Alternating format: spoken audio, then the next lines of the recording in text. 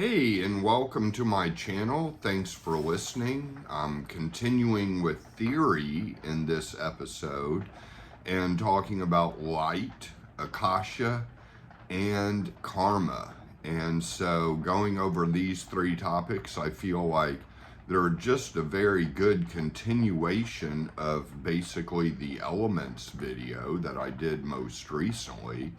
Light goes with fire and darkness goes with water, and they can be turned into each other both ways. Darkness can become water and light can become fire, and vice versa. And so it's really just kind of continuing with the system I set up or adapted from Bardon, basically, with fire all on the right side for right-handed people, and light going along with that and turning it into light, and water on the left side for right-handed people, the offhand, and turning that into darkness, and darkness becoming water.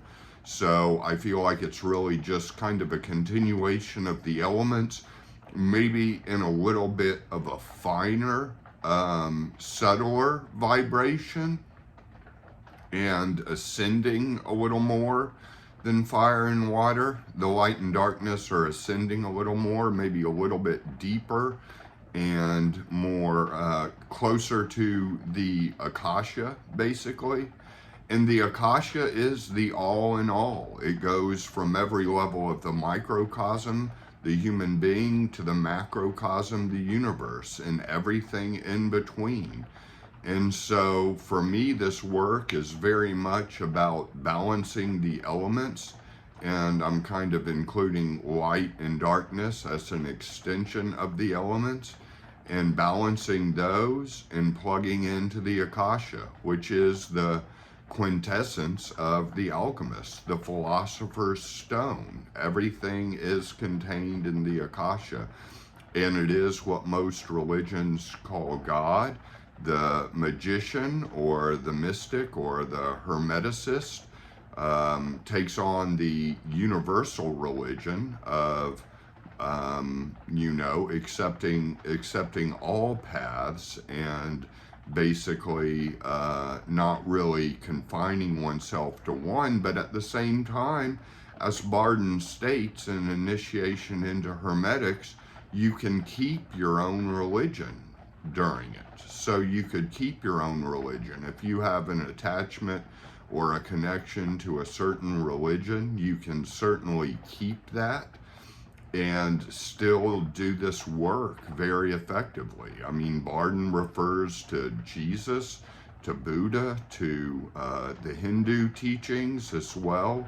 So if there's a particular god or goddess that is a big source of connection and positivity for you, you can keep that. And so it's really kind of wide open in that area, but it's not dogmatic. It's not saying one religion is right and all the others are wrong. It's not the fundamentalist, the evangelical of the Christians that sometimes they get into.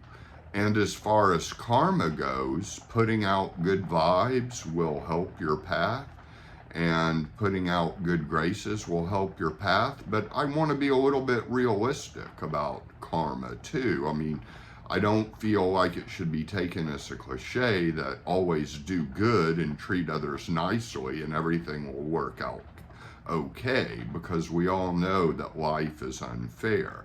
But there is an element also not only of putting out good energy, but putting out authentic energy. And authentic energy can include sticking up for your own boundaries and saying no. You know, there's a balance of saying no and yes.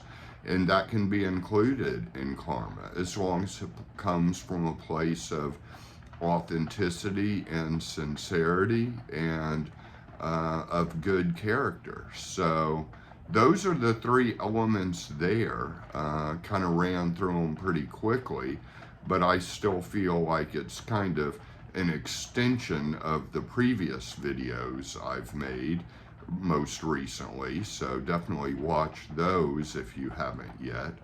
And the other thing I wanted to speak of, and I may do a video after this video talking a little bit more about it, but I wanted to speak really, and it's a big subject, and it's an important subject, and it's a really big thing with Bardon, and that is the power of the imagination and visualization. Because for the steps, the actual exercises, a lot of imagination is required and a lot of visualization is required. And sometimes that can be confusing, because the way we often talk about visualization and imagination is that you're imagining it, but it's not really true. You're just imagining it. Or we're visualizing it happen, but it's not necessarily true. We're just visualizing. And for the steps, it's a creative process. When you imagine something happen, when you visualize something happen, that's the way it starts. But it becomes something that you create and that you build upon and that you take into the level of reality. So you're making manifest something that is unmanifest.